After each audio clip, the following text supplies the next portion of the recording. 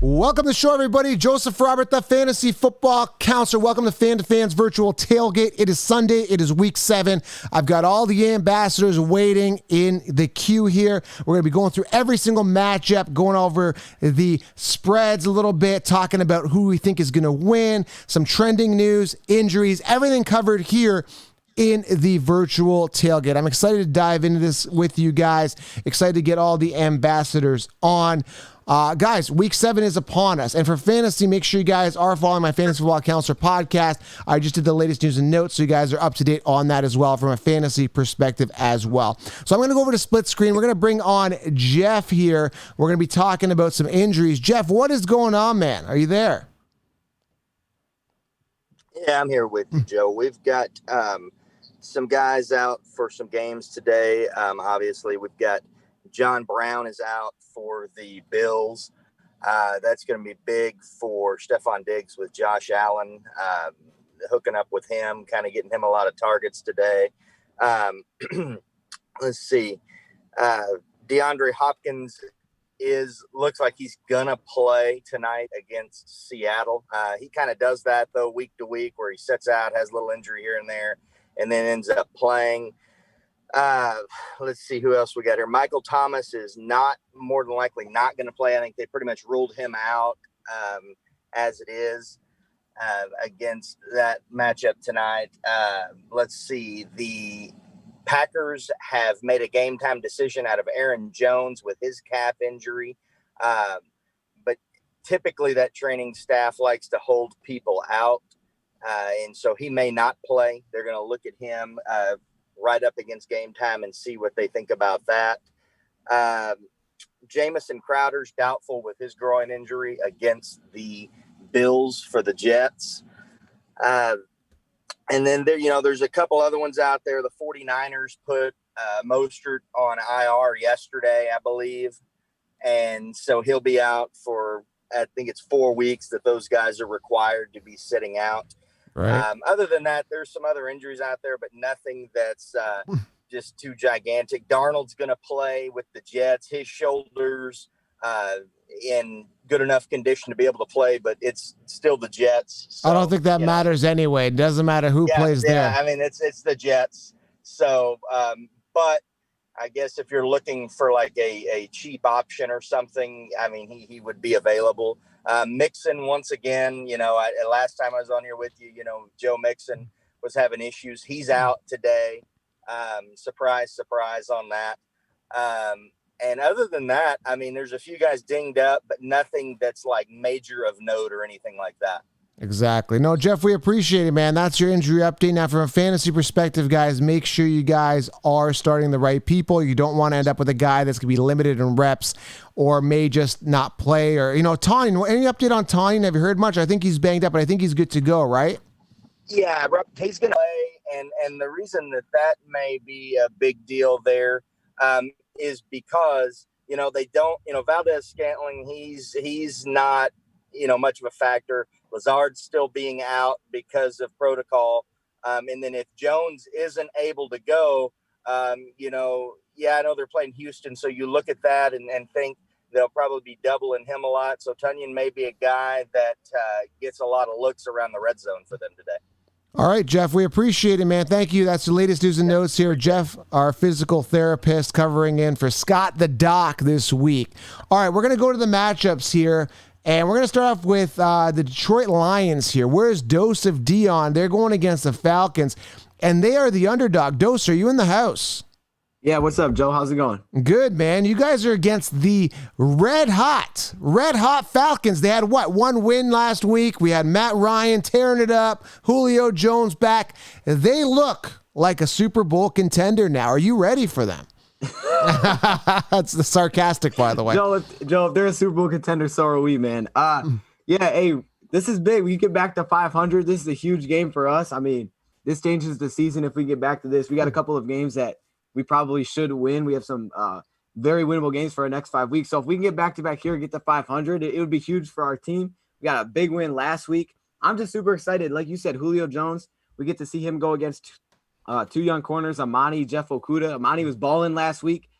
He did really well. He allowed 2 out of 10 receptions, a 39 passer rating. It's going to be exciting. I mean, that's going to be the matchup, I think, to watch in this one. But last time we played, Atlanta Falcons, the game was a little whack, I'll say. They basically won at the 2-yard line. Some weird rules. The clock ran out. The clock expired. They were showing it on their Twitter. So, we're looking for some revenge in this game. This is big. Now, I got to ask you here. You guys are 2-3. I expected bigger things out of the Lions. I thought a healthy Stafford, Galladay coming back this year. We look like Swift has now emerged. What is the single biggest problem? I mean, the Lions probably better than anybody else. What is the single biggest problem that's holding you back from being a 4-1 team? You're 2-3. I mean, what is holding the Lions back right now completely? What's the element here? What's a factor? Yeah, Joe. So I think early in the year, the problem is we had a lot of inconsistencies with a lot of new players, and it really did start in the run game. If we're going to go by stats, it's the run game. We couldn't stop the run early in the season. And last week and against the Cardinals, we showed that we could do it. I just think it was kind of a rough start to the year in terms of, certain players feeling out things. We had Patricia come out last week who told him he's going to take things out of the defense to make them play faster. They looked much faster. And if you look at the games we've played so far, 2-3, it doesn't seem great. But if you win today, that would mean you have a win over Arizona. They're at the 4 wins. You beat the 2 teams you were supposed to be, and your only losses come from a drop against the Bears, the Saints by 6, and the Packers. Their only losses come against pretty darn good teams that they were pretty competitive in. And if you get this win, you could pretty much flip the season around, because I think, what we saw a couple of glimpses of, especially last week from this defense, is that they started to click. I just think it was a lot of unfortunate events, especially against the Bears with some injuries. And then I think it was just some kind of gelling together defensively. But I think if we see that again for back-to-back weeks, I'm going to have some confidence. They have a chance to rattle off a pretty nice win streak here. Before I let you go, quick thing. I want the final score, obviously, but I also want to ask you, Swift, is it a breakout game? Is he moving forward, or is Peterson still going to be showing his face? Yeah, it's tough. I think they're always going to have everybody involved there, but Swift looked good last week. Swift was getting me hyped last week. The dude was, I think, 8.3 yards per carry. He has to be the guy to get more involved. He has to get more involved every week. They have to at least look to give him the ball 10 times a game, at least. I expect Peterson to actually have a pretty solid game today just because of what I've seen from the Falcons defense. But Swift just has that ability where when he gets the football, he's the one running back that we have that's like, okay, he could break it anytime he touches the ball. We don't have another guy like that. So I think Swift continues to get involved, especially in the passing game. I think today has a big game in the passing game. And my prediction, I think it's going to be much low scoring. I'm going the under. I got the Lions winning, of course. I think we get the back-to-back. We head to Indianapolis, and we get a big streak going. I got us winning 24-17 in this one and just kind of controlling time possession on the ground. All right, Dos, we appreciate it, man. We really do. We appreciate it. And, the Falcons, they're hot based on last week. Is that going to continue? I'm not really sold on that. We appreciate you coming on, man. It means a lot. All right, let's shift gears, and this is a big shift. Before I get into this one, I just got to make sure I got to turn the volume down on my headphones here. We're going to get Big Cat coming on. Where's Big Cat? He's coming off a tough loss. Or is he going to be sad today? What kind of cat are we getting? Because the Bears, they beat them last week. I hate to say it. That's right. Well, listen, we're not worried about past miscues. Today, we're focusing on when the Saints go watch it. What the hell is that? We're in the second line down here in New Orleans. Fuck that. Fuck the Bears, fuck the Saints. Let's talk about it. Listen, Drew Brees is missing Michael Thomas. Emmanuel Sanders had the chicken pox, I think. What's it, chicken pox? I don't know what he's got, COVID. to be honest. Listen, man, Drew Brees is right for the picking, y'all. He's relying on guys who he doesn't have chemistry with. Their defense is suspect. They're 26th down there in the red zone. 31st in the red zone. They're 26th on third downs. Teddy Bridgewater is coming off a monstrosity of a game. And for you Bears fans out there, just in case you guys are listening, look, man, it's easy to beat a team when they give you an interception at the 12-yard line. It's easy to beat a team when you're starting at their own 48-yard lines. This team, we found out that this team is young. That's all we found out last week. See, the Carolina Panthers have been making it look too good for you guys. We weren't expected to be 3-2. We weren't. We were expected to be 0-5 by now. So, without CMC, by the way, let me add that, without CMC, right? Yeah, without CMC on top of that. Yeah. So Teddy Bridgewater is coming back home. Sean Payton, his daddy, who brought him in. And so I expect for Teddy Bridgewater to have a big game against these guys. Not worried about the defense. Drew Brees' arm is a noodle. So guess what, man? I mean, these guys, we're coming at the right time to get these guys for the picking. And Drew Brees, I'm not worried about him. 31-27 Panthers. I gotta bring in Faizan for 2 seconds on this because he's got to stick up for his Bears a little bit. I mean, you kind of ripped into Faizan last week. So Faizan, do you have any comments against the Big Cat here? Listen, in the words of Richard Sherman, don't ever come at me with a sorry-ass team like the Carolina Panthers, okay? That's all I got to say, Big Cat, and the Q. So wait a minute. What are you impressed by the Bears? The 198 yards by Nick Foles, the 53 yards by David Montgomery, or the 58 yards by Allen Robinson? That impressed you? I'm impressed by the defense and the fact that Teddy Bridgewater kept giving us gifts because that's Teddy Bridgewater and that's what he does. No, Bridgewater's been pretty efficient, and I think he's going to light up the Saints this week. Yeah, he was beating up on weak teams, and then when he went up against the weak defense, he saw what happened. So. Wait a minute. The same weak team that had the Saints down 20-10 at halftime, right? I mean, you got me with the Saints. Drew Brees got a noodle arm, so I ain't going to defend the Saints. So. I hear you on that one. We're going to win, man. We're going to pull this shit out. Listen, Teddy Bridgewater's not coming back home, his adopted home, to have a lackluster game. You're going to find out the heart of this team today. Watch this. All right, 31-27. All right, well, I hope, Big Cat, I hope you get some steam going into next week. I actually have Teddy Bridgewater and Robbie Anderson in my fantasy leagues. I'm wishing the best. And I read some sort of crazy stat. Maybe you could back me up on this. I think the Saints gave up, 15 touchdowns in the last 5 games or something like that. They've given up a lot of points. Joe, stop the hurt. I don't want to cry no more. just let's get a win. I don't want to cry no more. I'm tired of drinking. I'm tired of No, but the Saints give up a lot of points, so Bridgewater should light them up. Yes, they should. They should. My only thing is this. I don't know how hurt Mike Davis is. You know, he rolled his ankle against the Bears. And Trenton Cannon, who's our backup right now, he's from Virginia State. And, I just don't know about him. So, hopefully, man, Mike Davis can stay healthy and be that bowling ball that he was. And by Thursday night, we'll have Christian McCaffrey back. Yeah, man. All the best to you guys this week. Thanks, Big Cat. We'll get some energy next week once you crush the Saints. Now, Saints are a 6.5-point favorite, which is crazy here. I think the Panthers. I think this is one of those games. I think the Panthers cover this easily, maybe even win it. All right, thanks, Big Cat. Let's move on here to the Bills and the Jets. Dan the man. Where's Dan? Right here, my friend. Right here. What's going on? Okay, so I got to talk to you about this because there's a lot of teams that are doing well. They've got good records. You guys being one of them have a decent record, 4-2. I'm hearing a lot of media hype. Well, maybe just me hearing stuff or me actually making this hype bigger. But are they a fake team? Are they a fake winning record team? Kind of like the Bears. Do you think the Bills are a real deal? I did a poll on it. A lot of people think the Bills are fake. They're not. They shouldn't be 4-2. Are they the real deal? The real deal? Are they bouncing back this week? Obviously they are. But moving forward, what are the Bills going to do? Are they a Super Bowl contender for real? And well, listen, the majority of the people that voted on that poll, they're just clinging on to the narrative that the Bills are pretenders for the past 20 years. And frankly, I really don't blame them because the Bills really haven't given them an opportunity to really prove themselves wrong, right? It's funny because last year, the Buffalo Bills rode the back of their defense to a 10-6 record. But this year, it seems to be completely switched. Now it's the Buffalo Bills offense is what is giving them a chance to actually win these games. But in retrospect, now, frankly, our defense is fucking Swiss cheese. So to put in just a sort of a thing, we really haven't recovered since the second half of that Rams game, right? I mean, our defense is a shell of what it used to be. We can't stop the run for absolute shit. I'm hoping that with the lack of just the specific reps and training camp and the reps that they could have gotten during the offseason and some of those new pieces on our defensive line, that it's just taking a couple of games for them to establish chemistry.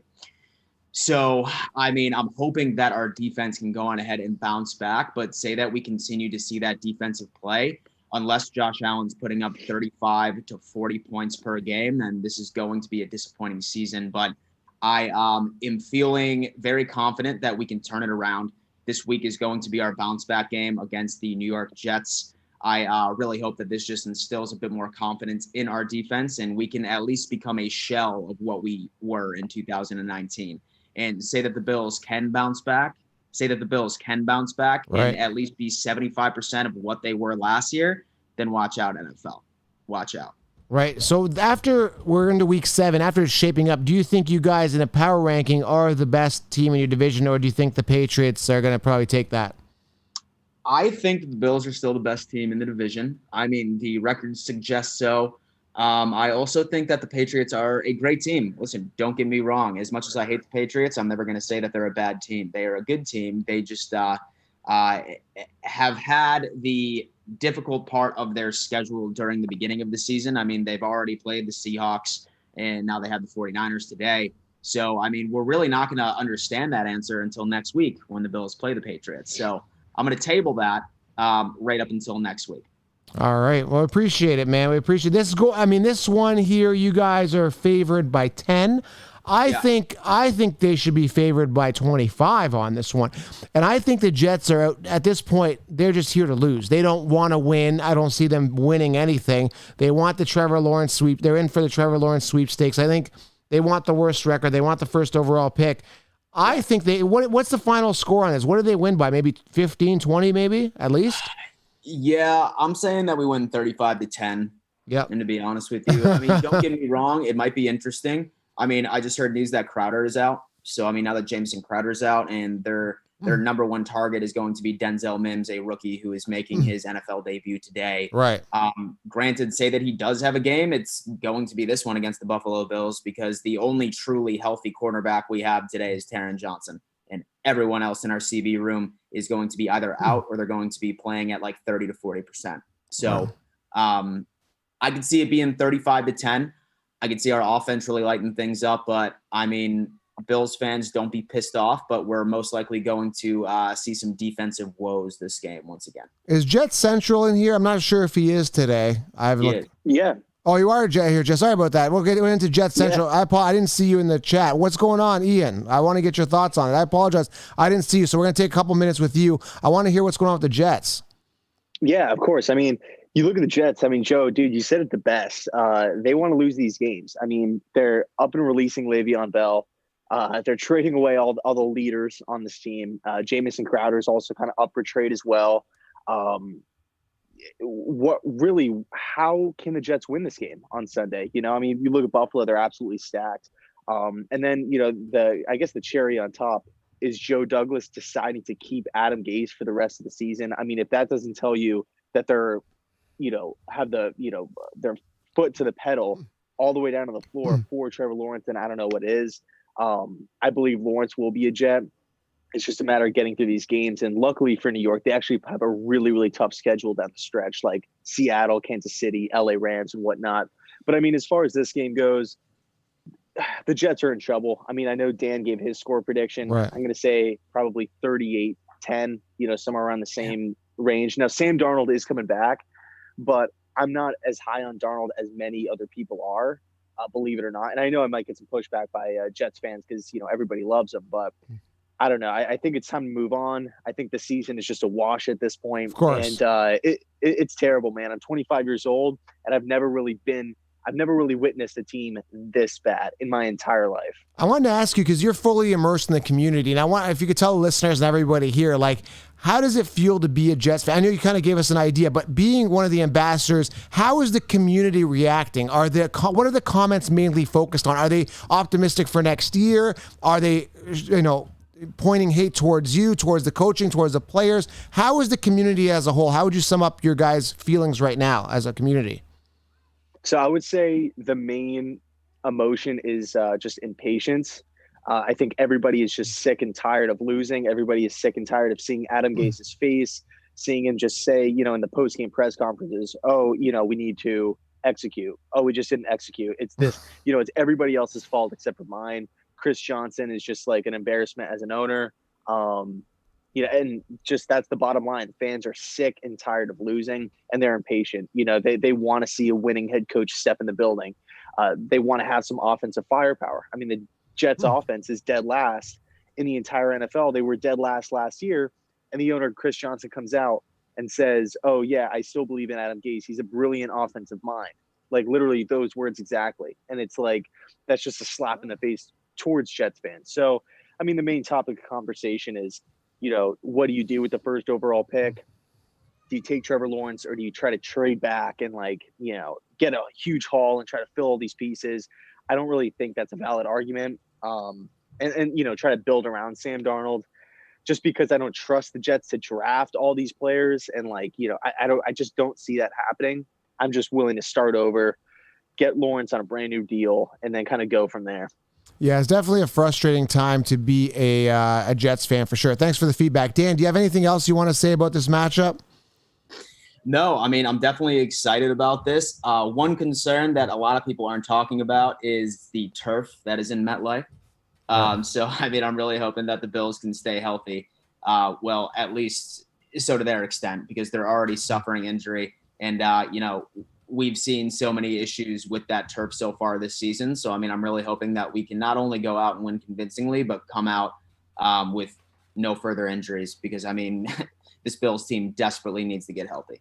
Well, I appreciate it, guys. Thank you very much, Ian and Dan, Jet Central. And Dan, man, make sure you guys, Fan to Fan Network, make sure you guys head on over to their pages, follow them. And Ian, I feel for you, man. Not a good time to be a Jets fan for sure. Yeah, but hey, April's going to be sweet. It will be, man. Let's look for no way but up. Let's put it that way. All right, we got to move on here. Packers and Texans. I'm not sure if Alex is Alex in here today. If he's not, we'll move on from that game. I don't think he is. And Ruben, I think he was too busy shaving his head still or getting his hair growing back. He's not here today. But you know who is here today is Chiseled Adonis and Mark from the Titans, man. So where's Chiseled? Is he here? Oh, yeah, I'm here. Good morning, y'all. How y'all doing? Hello, sir, man. Is it going to be, first question, I'm obviously a fantasy guy, so is it Claypool or Deontay today, or is it going to be a mix of the two, or has Claypool taken the job here? Oh, I definitely lean towards Claypool, definitely, because you've seen him get, his fair share of touches over the past weeks, and he's got quite the momentum, so I definitely roll with him.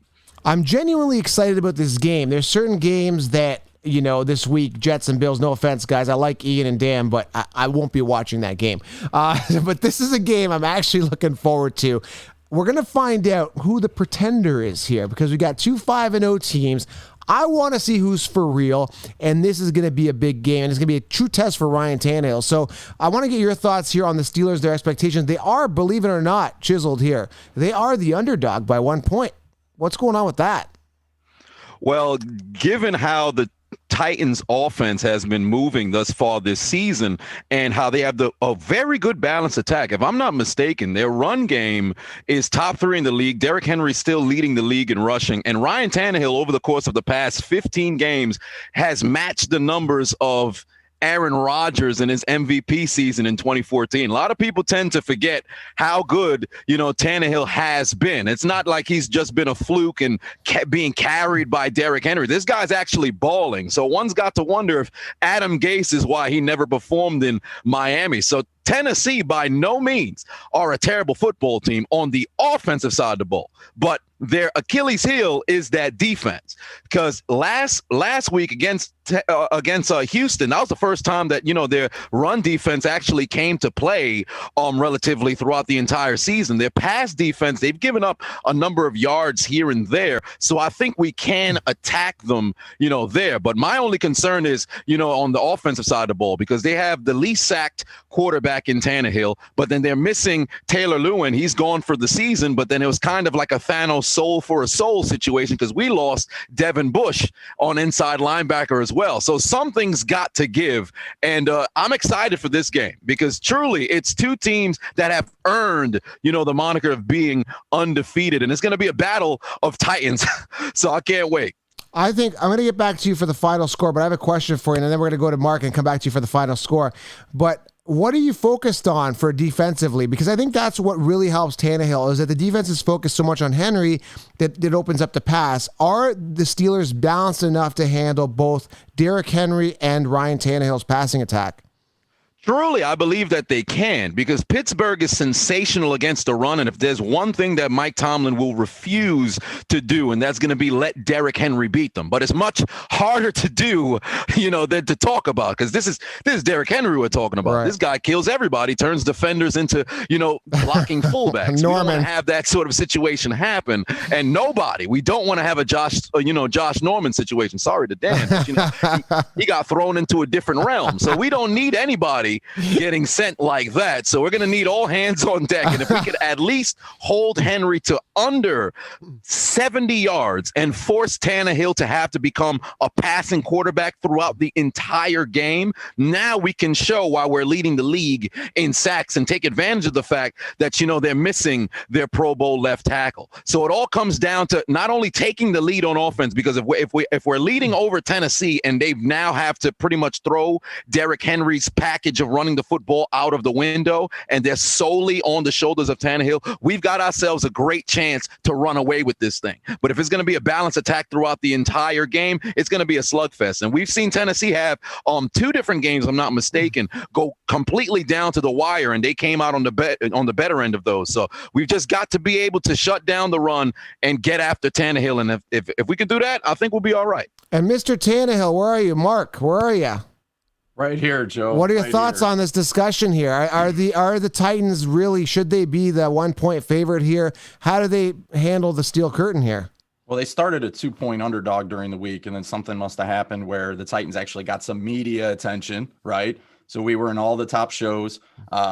Stephen A. Smith has us #1 team in the league right now. I don't know if I completely agree with that one, but I think a lot of people finally get their little mix of the Tennessee Titans, including Chisel, which, if I don't recall, during the beginning of the season, did not even mention the AFC Championship game Tennessee Titans in his teams he was kind of worried about. So I am glad that at least he's given us some credit there.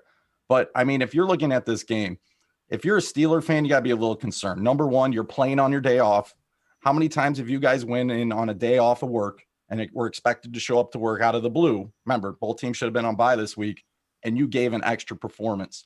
I don't know. I think that's a big thing. I think Tomlin's on it. I mean, he's pretty much telling his team how great Derrick Henry is. He's trying to get them motivated. And then Ryan Clark comes out of nowhere on First Take and starts mentioning how Derrick Henry has no bravery, Joe, going up against guys his size. Wow. So I think there's a lot there. There's a reason why he came out and said that. I think they're trying to get the Steelers motivated like this big poisonous snake, get ready to go. But I respect the Steelers. During the beginning of the year, thought they had the #1 defense, top 5 last year. Chisel mentions all the things on offense for the Tennessee Titans. I am concerned. I agree with him on defense.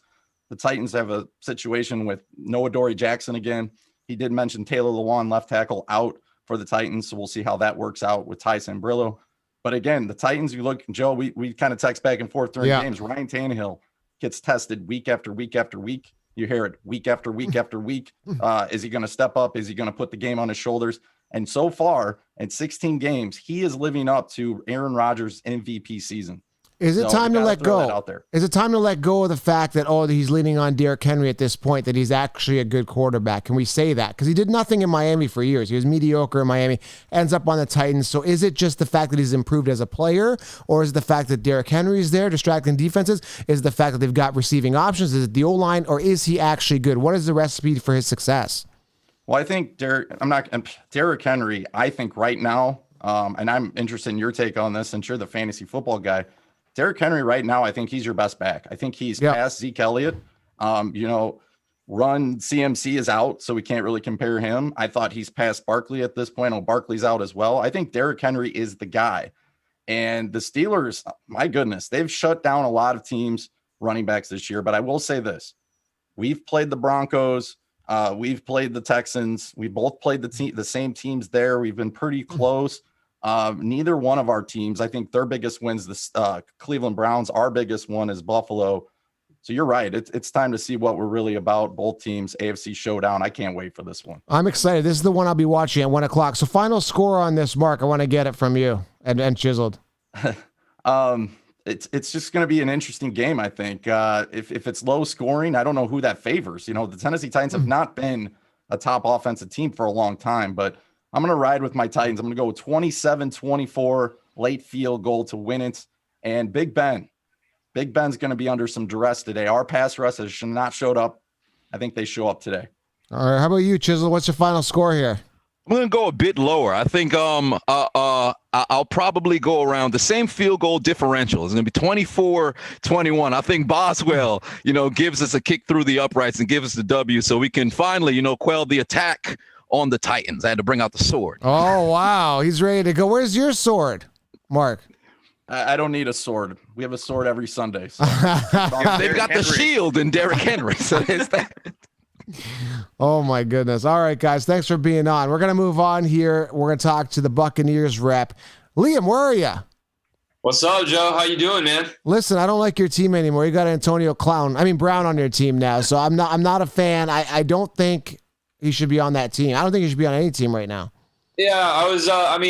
It's no secret his off the field antics. He's a bit of a knucklehead, and I just hope he stays out of his own way and can just not be a problem in the locker room. And if he is, I think the Bucs have all the leverage in the world. And if he starts complaining that he's not getting the ball and he starts causing problems, cut him.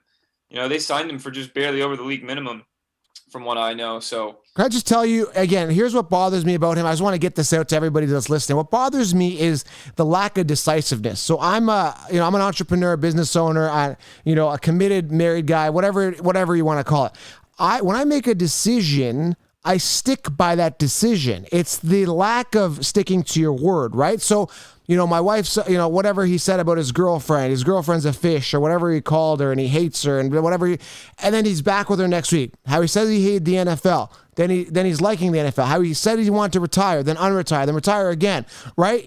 How do you believe anything that comes out of his mouth? That's the problem I have with Brown. Now, if you want to separate that and say he's a good player, yes, obviously they're building a superpower team here.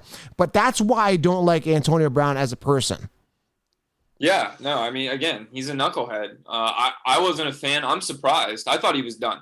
I thought for sure nobody was going to sign him, especially the Bucs. I know Mike Evans and Chris Godwin have been banged up, and I know Tom's kind of friends with Antonio, but I didn't see it happening. I really didn't. But at this point, why am I surprised? It was Brady, then it was Gronk, then it was Fournette. Why am I surprised? So I just hope, he keeps his troubles out of the locker room. He just shuts up. He plays ball, and this offense can be as good as it should be with all the players that he's not going to get fed 168 targets. That's the problem. When he was with Big Ben, you're getting 168 targets. You're not going to get that. Not only that, he's not can Brady thread the needle consistently enough to make him a top 10 player? I don't think so. He might see the double coverage. Who knows? But he's got other targets that he's got rapport with as well, including Gronkowski, who now is emerging. So my question is, how much volume do you think Antonio Brown's going to see? And has Tom Brady now kind of developed that rapport with Gronk so that Gronk gets most of that volume? What do you think in regards to volume share here? No, yeah. I think maybe 5 to 6 catches a game. He's not going to be consistent because, like you said, Gronk seems to be coming on stronger now. He had a great week last week. And we've got Godwin, we've got Evans, and then the Bucs have the number 1 defense in the NFL. So if this team, and they like running the ball, they have Ronald Jones. He's had 100 yards, 3 straight games. Leonard Fournette's coming back from injury. If the Bucs can jump up early, play great defense, they're going to be running out the clock in the second half. With all the targets that they have fantasy wise, I can't see Antonio Brown being any more than a wide receiver 2, no matter how talented he is, because the Bucs have so much talent. The ball can only go to so many people. I was saying this before they signed Antonio Brown. So in fantasy terms, he's tough because I just don't see him being overly consistent.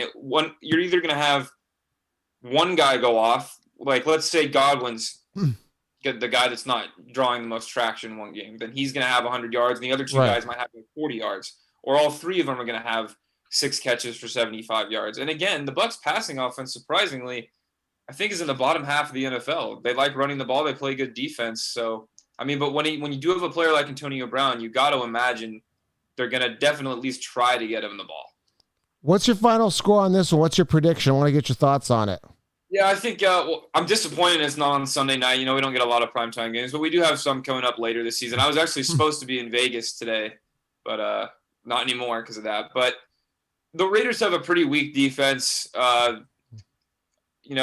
Josh Jacobs is a bowling ball. Darren Waller's a great player, but the Bucs have the best defense in the NFL, best rushing defense.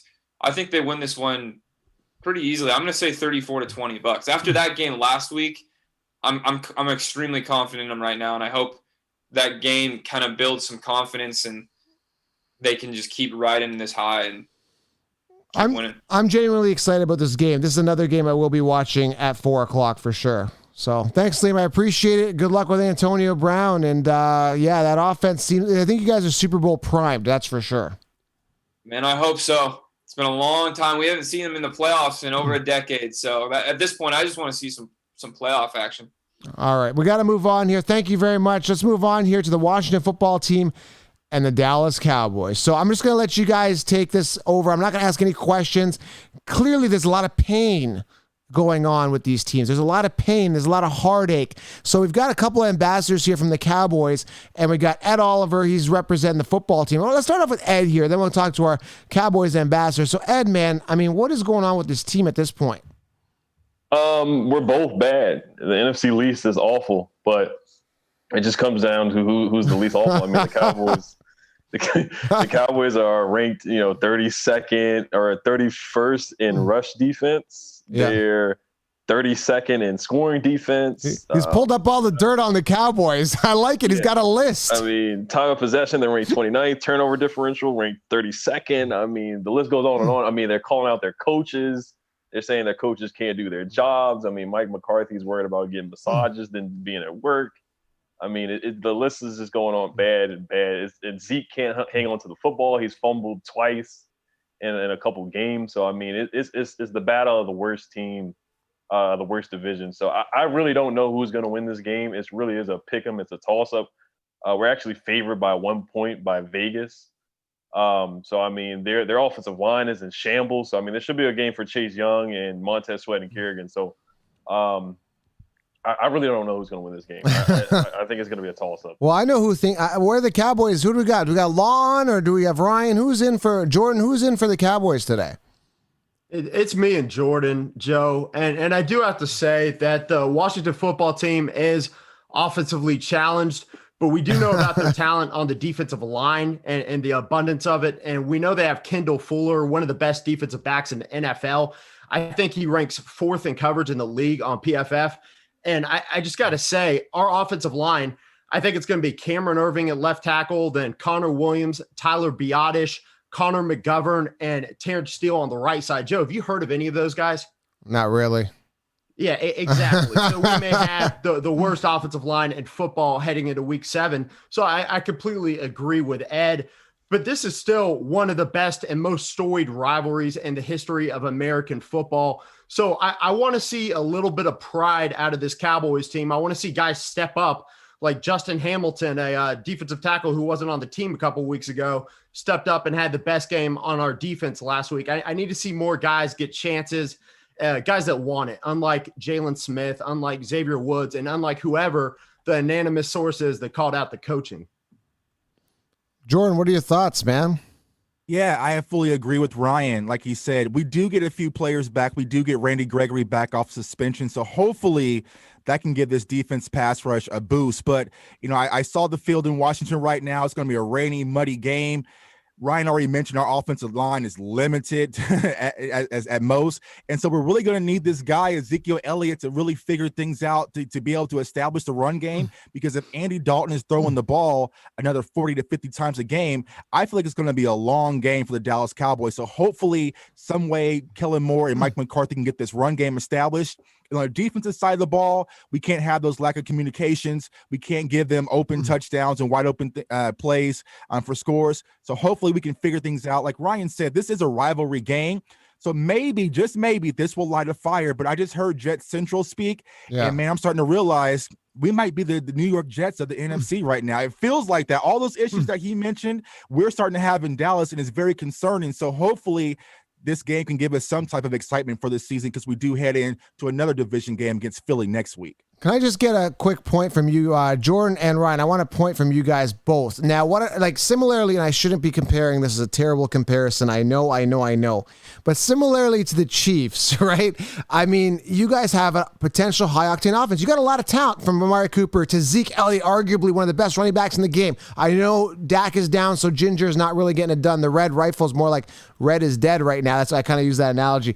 But, what is going on? Shouldn't the offense be putting up enough points to cover their crappy defense? You've got the weapons, CeeDee Lamb, all this weaponry, and nothing is being produced. What is the problem here? Is it a coaching thing? Is it what's going on? Can both of you guys just give me 30 seconds or a minute each on what's going on here? Yeah, I'll quickly chime in on that. I feel like it's losing number 4 in Dak Prescott, because before the injury happened against New York, our offense was one of the top in the NFL. But once you add Andy Dalton plus all the injuries that we spoke about on the offensive line, the pocket was very compressed last week against the Cardinals. They were able to send those different blitzes, and our offensive line couldn't really pick it up and protect Andy Dalton. So we do have the weapons with the wide receiving core and also Ezekiel Elliott, but we have to be able to get them the ball, and right now we just can't. Do you agree, Ryan? I mean, is there anything else you want to add to that? Well, I definitely agree, Joe, but I'll add this. It also comes down to play calling. And when teams are stuffing the box and sending the house, you can't run into that. Zeke is a little overrated, in my opinion, in the passing game. He's just not great as a pass catcher. And we run a lot of screens to him and a lot of screens to the receivers, and we're just not great at running screens. We don't execute that well. So I'd like to see a little more misdirection, a little more pre-snap motion, some more trick plays like we saw in New York a couple weeks ago, that sort of thing. And I think we could get the receivers involved a lot more, even with the pressure. All right, guys, we appreciate it. Ed, did I get a final score from you? You were uncertain a little bit with the final score. I already told to Ryan, and Ryan, nice shirt, by the way. But I already told to Ryan, we had a video. I actually have the Cowboys winning 27-24. And this is kind of good luck. Every time I say we win, we've lost. And every time we lose, we've won. So I've been wrong. So I'll just say that and say the Cowboys win. I'm kind of getting the same thing with fantasy football. Every time I start Matt Ryan, he craps the bed. And I switch Aaron Rodgers, and every time I get the same type of thing. So sometimes just go with what you – Dosa Dion had the same thing when he said, Lions are going to lose. They won that week. So hopefully that works in your favor. Right. All right, guys, we appreciate it. Thank you for being here, guys. Anything else here? You guys covered? Go Cowboys. Go Cowboys. There. Go Cowboys. You're not getting a prediction out of me. I'll say that. I tried the lost trick last week against the Cardinals, and it didn't work. So it didn't work for us. Yeah, it doesn't work for us. So. All right, I may have overlooked this team. I got to go back here. A Packers ambassador, are you here? Who's here for Packers? I'm here. Sorry, I missed you there. So Packers, I mean, what is some expectations this week, man? I mean, you're against the Texans. Texans are heating up. Ryan, what do you think?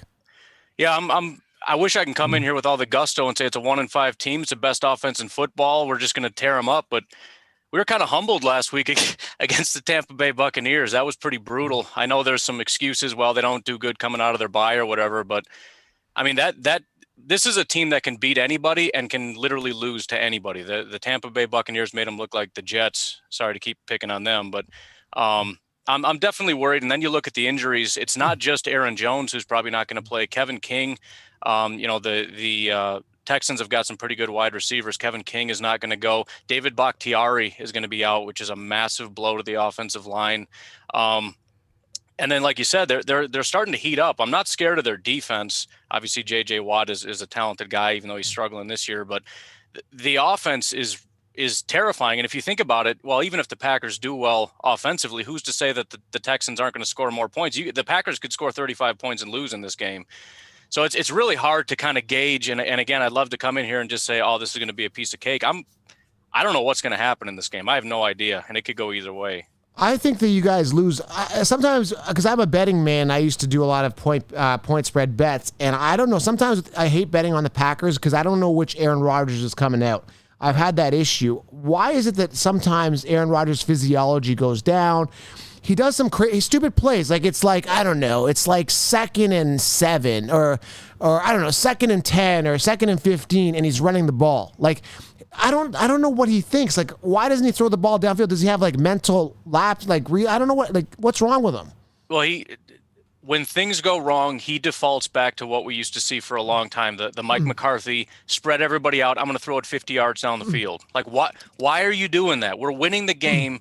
You run the ball. You dump the ball off. Everything's good. You get in rhythm. Everything starts going good. Right. Tampa Bay gets after him, gets a couple sacks, and every pass, he's going to throw 40 yards down the field. Like, why are you doing that? That doesn't make any sense. So if they can get in rhythm, if they can kind of run the ball well, start getting in, and I don't expect the Texans to get them out of their rhythm too much, but if they can start getting after Rodgers and start getting in their head, getting them out of their game, it devolves quickly. They just start spiraling out of control, and I'm tired of seeing it. but it's just the way it goes. When things go bad, they go real bad for the Packers. And I don't know. I hate to say this because he's one of the greatest players to play the game at quarterback, but I just don't know if his mental game's there. I just find once he loses that momentum, once the pendulum stops swinging, it's very hard for him to get back into gear and get it going. So yeah, if he gets hit early on, and it could throw him off his game early. I could see this being closer than people think. Yeah, no, it's he's either all the way on or all the way off. If he's all the way on, there's no stopping the guy. But when things go, and the weird thing is when Rodgers is off, the whole team goes off, and that's been happening since forever. You go back to, I remember there was a Buffalo Bills game that Packers fans remember, probably in 2014. Terrible team, but they got inside Aaron Rodgers' head, and it wasn't just Aaron Rodgers; it was the defense. It was guys like Mike Daniels all of a sudden stopped playing. When he goes out, everyone's like, screw it, we're done. We're just not playing. It's the weirdest freaking thing, but it's just the way it is. I don't know why that happens. All right. Well, I appreciate you being on, man. Means a lot as per usual. We got to move on here to the 49ers and Patriots. Let's move on here. So who do we have here from our 49ers guy? Is he here? Who's here? Yes, sir. What's going on? Hey, what's going on, Nick? What's happening, man? We want to hear what's going on with the 49ers this week. They got it in tough. Are you guys back? That's my question. Are you back? Look, this week is going to give us a lot of if this team is back. And the reason that I say that is, look, you're coming off a big win against a division opponent in the Rams. People were looking for us to get destroyed against the Rams last week. We had a really good game last week. We were able to establish a run game. We were allowed, extensions of our receivers in the run game. This week, man, is going to tell a lot about the 49ers. And, it's a win or lose week. If we lose, I think we become trade deadline sellers. I do think that there's some people that are injured right now that could come back to this team as well. But they could be on the trade block as well. I'm talking Jaquiski Tart, guys like those that their contracts are coming up. But yeah, the 49ers this week, man, they got a tough matchup. I mean, anytime you go up against a Bill Belichick, you're always going to have a tight, hard fought game. This is Jimmy Garoppolo's going back home to New England. I think that, this game means a lot to him, as in saying, look, Bill Belichick was a big Jimmy Garoppolo guy, right? We all know that Bill Belichick was a big Jimmy Garoppolo guy. It was kind of back and forth with Robert Kraft, saying, I want Jimmy to start. And, Kraft was just so big on Brady. So, but this is a coming home for him. But look, the Niners are decimated with injuries again this week. We have both our starting safeties are out, and Jimmy Ward, Jaquiski Tart, looking to see what we do in that position. We caught up Jonathan Cyprien from the practice squad. Marcel Harris played last week, who's not a real good cover safety. He's more of a strong safety in the box. He can tackle, but coverage-wise, he's bad. And look, the New England Patriots, they're a run first, second, and third team. Like, they love to run the football. So and then what's the Niners' weakness? Get outside the pocket quarterbacks, be able to run. That's one of their weaknesses. It's been for the last 2 years. How are we going to react to Cam Newton? Is he going to be able to get out of the pocket? Do we allow them to establish a run game? And I think that's where this game comes down to. If the Niners can take away that run game and hold them to those little dink and dunks that they do with Edelman and their running backs and just drop offs, I think the Niners will be fine. But I want to hear what Patriots Global has to say. Yeah, what's going on, Colby? Colby in the house. What is going on, man? And I can't imagine, when has Belichick had a losing record? When was the last time he's been this bad off the get-go? Years. It was the early 2000s. This does not happen. This does not happen ever. So it's weird. It's weird. It's shocking. I mean, you can make the argument they shouldn't be in the position they're at, and you would be completely right, whether that was, getting bad calls, whether that was, not getting to practice. But I mean, that's the big thing. The Patriots got to practice this week. They finally got a little bit lucky.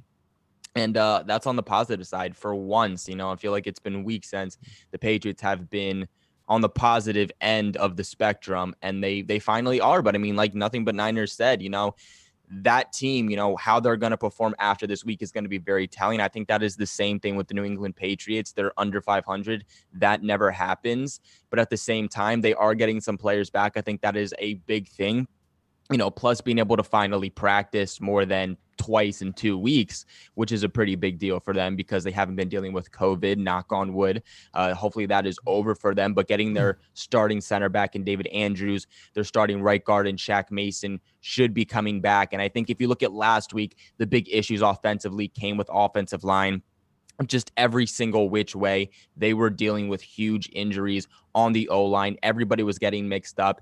Interestingly enough, against the Broncos, that offensive line never actually practiced together. That starting O-line never got to practice together until actual game day. So getting that offensive line back, for the most part, getting your starters back should be a big boost to this offense. Like I personally say, an offensive line to a football team is like an engine to a car. If you have a good engine, it's running perfectly, your whole car is going to perform well. But if there's even the littlest bit wrong with your engine, you're going to have so many different issues with your car. So I think Patriots getting that back is going to be huge. On the 49ers side, obviously they're dealing with a lot of injuries that we've seen already earlier on in the season, but having their 2 starting safeties out, having your running back out, it's not easy. On the Jimmy Garoppolo portion of it, look, nobody knows Jimmy Garoppolo better than Bill Belichick. Like Nothing But Niners said, Belichick loved Jimmy Garoppolo. He wanted him to be the future rather than Brady. He would have shipped off Brady and kept Garoppolo, but Kraft said no. So Belichick knows what Garoppolo can do, what Garoppolo can't do, and I think it's going to be really beneficial on the New England Patriots spectrum. Yeah, I really can't imagine the 49ers winning this game. I really can't. What do you think, Nick? What is your chance if you're going to beat these guys with their formula and Belichick? How do they do it? What's the way to do it? Look, I mean, the Niners have to be their team. They have to be able to establish a run. If they can't establish a run, it's going to be a long day, right? Especially defensively. But like, he was just saying, the Raheem Mostert out, speed out again, right? So now we have Jerick McKinnon, who's not an every down back. You got Jeff Wilson Jr. questionable right now with a tightness in his hamstring. And then an undrafted guy in JaMychal Hasty, who I'm looking forward to seeing. Hopefully we can actually see him more. He got a little bit of touch last week against the Rams in the late end of the game. But look, Kyle Shanahan's system is get the run game going. If we need to establish a run game, whether that's the receivers, being implemented in the run game the way that we do with a lot of the jet sweeps and things like that, the end arounds, the reverse type things to open up that pass game. And our offensive line has been playing a lot better, so I'm not really worried about them right now. They're starting to gel. It's just the injuries just keep coming down. But I do think we pull out this week because of last week, the big game that we had. We play really well on the road. And this is a coming home party, like I said, for Jimmy Garoppolo. But he's right.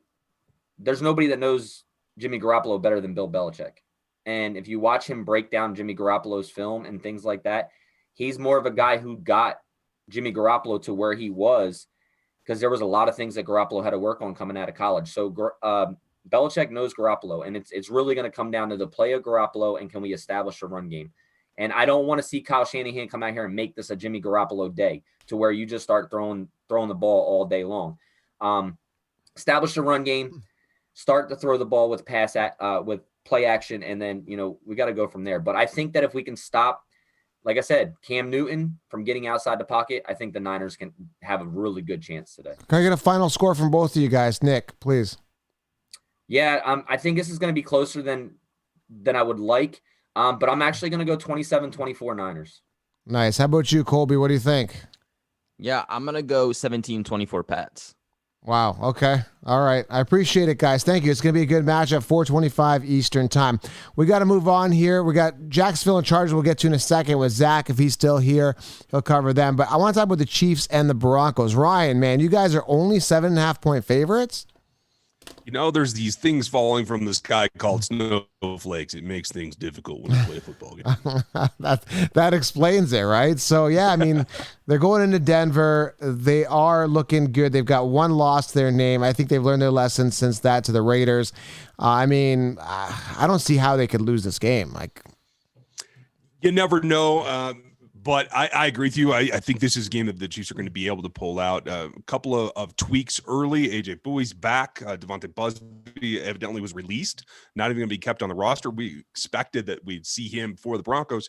Changes a little bit, but honestly, I'm a little bit in elevation above Broncos Stadium, so I'm seeing a ton of snow right now. That might revert back to the run game, which I actually think helps not only the Chiefs, but the Broncos as well. I think Philip Lindsay can still run in the snow. That's definitely a concern, but I think at the end of the day, the Chiefs can pull this out. Yeah, Sammy Watkins is hurt again. No surprise there, is it? I mean, he's always hurt, that guy. Nope. not during the playoff run, knock on wood. Yeah, hopefully he comes back. So what about you, Joe? Are you here? Yeah, I'm here. So, man, Broncos, what are their chances this game? Yeah, so I'm not a delusional fan. I don't think we're going to pull out a win against the Kansas City Chiefs, Super Bowl champions. However, that doesn't mean I don't think we have a chance. I think that we have a legitimate fighting chance against the Chiefs with we got Melvin Gordon coming back, Noah Fant coming back, KJ Hamler coming back. And I think that the snow game could actually end up being in our advantage. I'm out in the Denver area right now, and it's just absolutely pouring down snow right now. But I really like the Broncos running game this year. Last year when we played this game, I just don't think Royce Freeman and Philip Lindsay as a duo were good enough to be able to compete with the Chiefs well enough when it was snowing over in Kansas City. But here they're going to be at home, and with the snow, I have much more confidence in the duo of Melvin Gordon and Philip Lindsay to be able to do their jobs and put the Chiefs down, or at least give them a fighting chance today. Oh, yeah. Speaking of duo, I got to go back to Ryan here. How much, I heard Le'Veon Bell is going to be peppered in. How much Le'Veon Bell are we going to see today? I think you might see 8 to 10 touches. I don't think they're going to go overboard, but they do want to actually get him some touches with this offensive line group, which is going to be the second time that they've run in the lineup. Mitch Schwartz stayed back in Kansas City. He's hurt to the point where he didn't even travel. So you have Dan Kilgore at center. You're going to have Allegretti, of all people, who's gotten more snaps in the last 7 days than he has his entire career over at left guard. And then Noah Wiley, obviously, who has played against Shelby Hillers in the past. They're going to be over at right. So it is going to be a bit of a change, but that particular group, the interior three, are beginning to gel. We saw them run wild against the Bills, and I think they're going to be able to make some progress there. And so I would not be surprised to see Lev come in and run some things between the tackles, try to use more of that power game where he can choose his spot. I think that'll work out pretty well for them. I'm a big Bell hater. As you know, we've gone back on social media. He posted about me. There's this talk about a charity boxing match. I thought that would happen, but it's not going to happen at this time anyway. But long story short with Bell, again, I'm not a Chiefs expert. I'm not even a football expert. I'm a fantasy football guy that knows football pretty well, not to your level. This is my opinion. Tell me if I'm wrong, and I want your honest opinion on this. I don't think Bell's a good fit. I think he's slow. I think he's sluggish. He won't have time. Like, he's a guy that runs up the middle, and he's patient. That's not their game style, is it? They want to run it or throw it to the outside. They want to throw it downfield.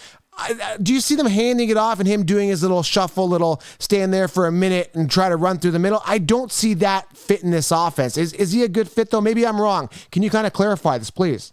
He is a good fit. I think you are off on that one, but you're not off on the topic there. Like, they may do that today just to get him some touches, but really where he's going to pay off is on third down, either pass pro or when they choose to split him out. They like to do that with Clyde every now and then. They've done it with backs in the past, and the pass catching aspect is really what Lev Bell brings to expand this offense. Yes, he can run between the tackles, probably in a different way, specifically in short yardage than Clyde can because of Clyde's diminutive size. They just haven't been able to get that going this year. So I'm looking for them to try to use him in short yardage and then split him out. I think you will eventually, probably not today, but you'll see some split backfields where you have Clyde and Lev back there together.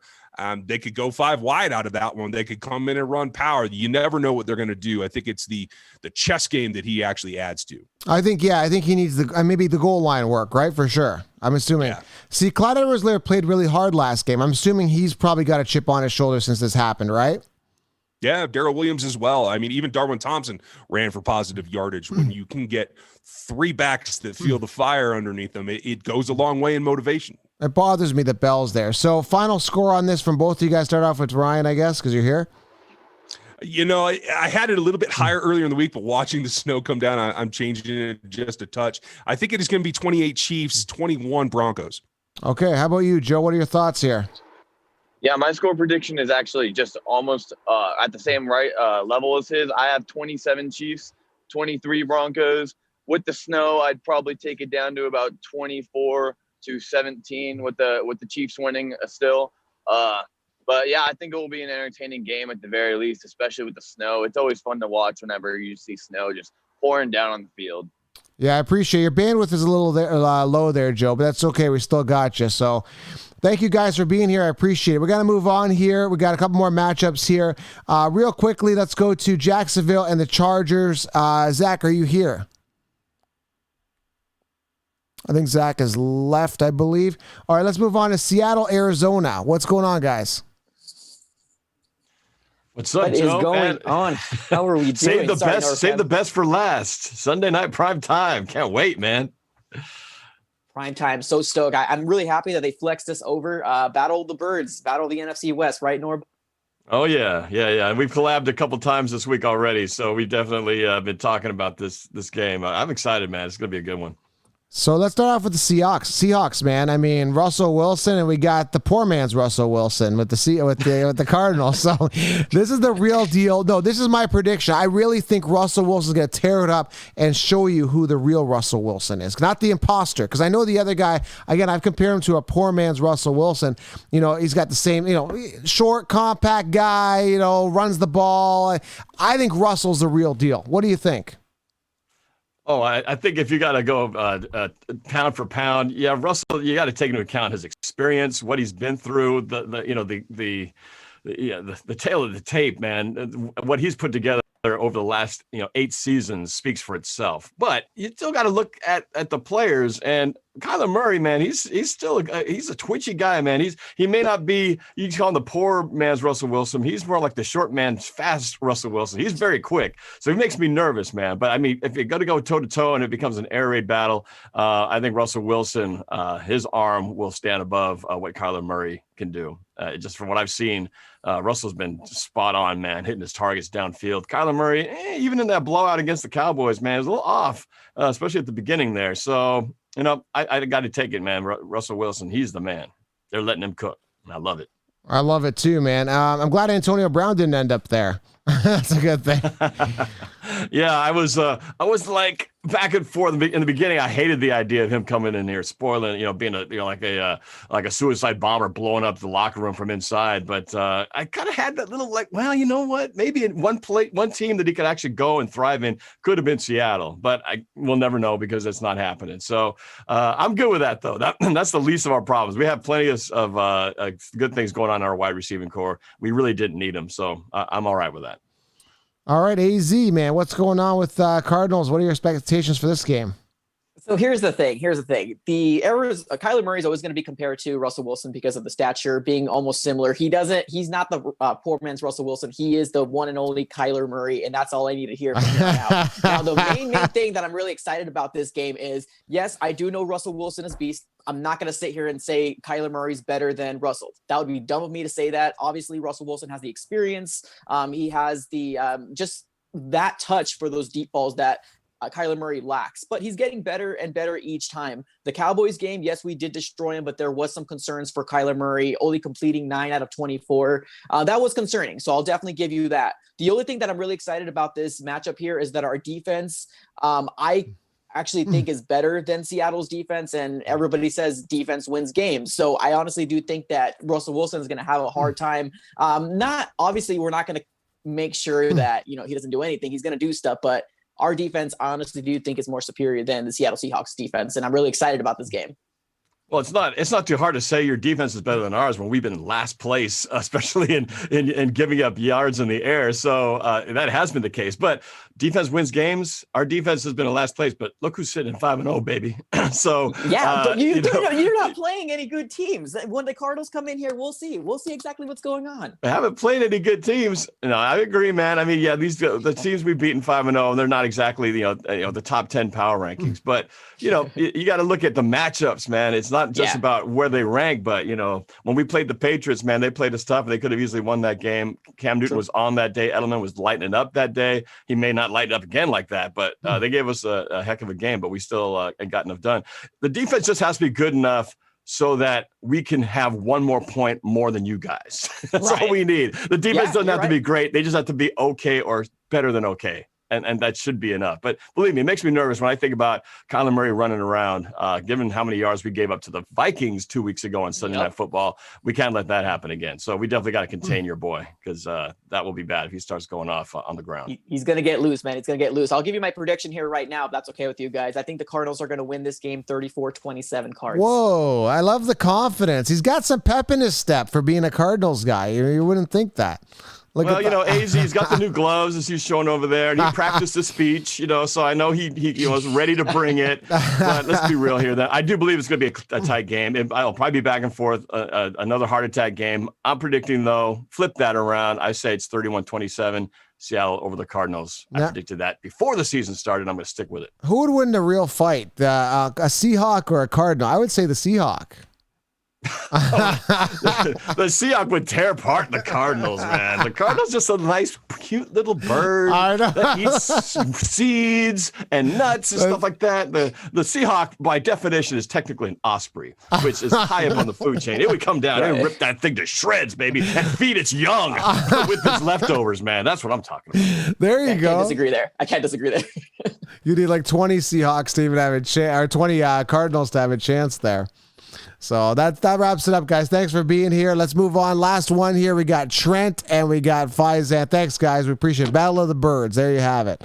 All right, let's move on. Let's start off with Trent, because I know he's been waiting patiently. I appreciate him for being here. He's actually in the stadium right now, by the looks of it.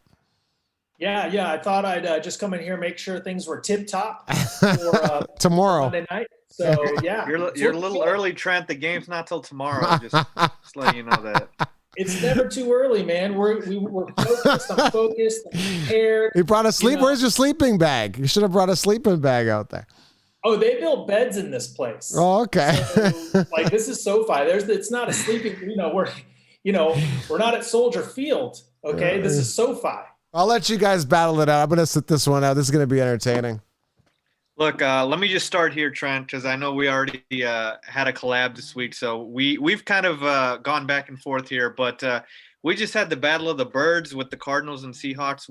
Let's get a little bigger in terms of the animals here. We got bear and we got Rams. Okay, so I'll take the Bears. So you know that from the beginning. Just tell me this: why are the Bears underdogs by 6 points? I don't know what Vegas is thinking, but they're out of their damn minds here. The Bears are 5-1, but we get treated like a 1-5 team. That's what we get treated like.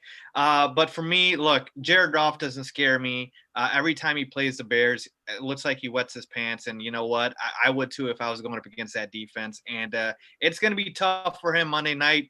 I think the Bears are going to just make this an ugly game and do what they usually do to try to win these games. And so I've got the Bears winning this one. I wanted to go low scoring, but you know what? I think we get a couple of gifts from Jared Goff. He throws us a couple of interceptions and we get some short fields. Give me the Bears to win 27-17. Yeah, and it's interesting, Jared Goff, he said he wets his pants and doesn't play well against the Bears, but the Rams beat the Bears last year, and Jared Goff was the quarterback. So, I mean, he could have still wet his pants, but at least, he won. I think after we talked about the score prediction yesterday, I totally forgot in my prediction that our field goal kicker always misses extra points. So I didn't really factor that into our game total, but, Jared Goff has been inconsistent a little bit, but he did take a team to the Super Bowl. Nick Foles, I mean, this is coming from Nick Foles guy. Yeah. So Nick Foles in his 3 starts this year, outside of that Atlanta game, 3 starts, he's had 3 touchdowns and 3 interceptions. And he, at the end of the day, is Nick Foles. I mean, he's kind of like the Terminator, though. If you don't like take him out, by enough at the beginning of the game, he'll come back. So that's my worry about this. But the Bears O-line is not great. Their running game is virtually non-existent. And then you have Nick Foles. So their offense is not, I mean, I feel like their offense can make some moves, but I don't think they're putting up 27 points. The Rams defense is also pretty good. I know the Bears defense is great. I'm not taking anything away from Bears, but the Rams defense is really good this year. And I just don't see the Bears like going crazy points wise. So that's kind of my take on that one. What's your final score prediction, Trent? Well, I had yesterday when we were talking, I had it 20-13 Rams. I didn't factor in the extra point. So I think it's going to be 19-13 Rams. With 3 touchdowns from the Rams and 1 missed extra point.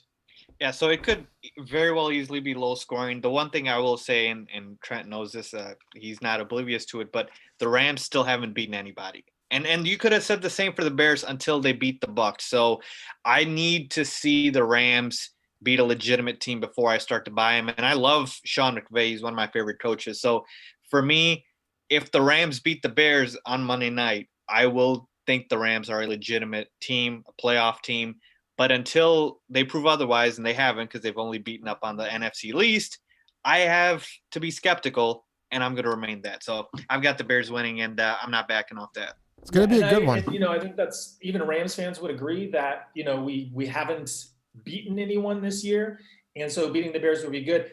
And when I watched your live stream the other day, I feel like you kind of gave the Bears the kiss of death because you were like, we beat the Bears and then we beat that team and then we beat that team and then we go into the bye and we're like 10-1. And it's like, whoa. And that's where Rams fans were before the Niners game. Okay, we beat the injury depleted Niners. Then we take on the Bears and the Dolphins, and then we're sitting at the bye at 7-1, and then the Niners beat us. So I'm glad you did it. That makes me feel so much better that the Bears fans are looking past this game to going being like whatever in one.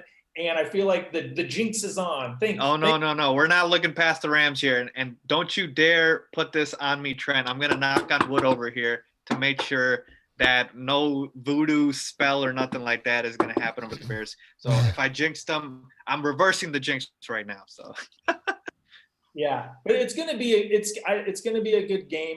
I don't think Sean McVay's lost 2 consecutive primetime games. So we'll see. This is going to be a coaching battle. If the Rams come out sharp and crisp and really don't put Goff in situations where he's going to be throwing it into the Kyle Fuller, Eddie Jackson, window there, then, or making smart throws, then I think that's really the key. If Goff has 2 touchdowns and no interceptions, the Rams are winning this game.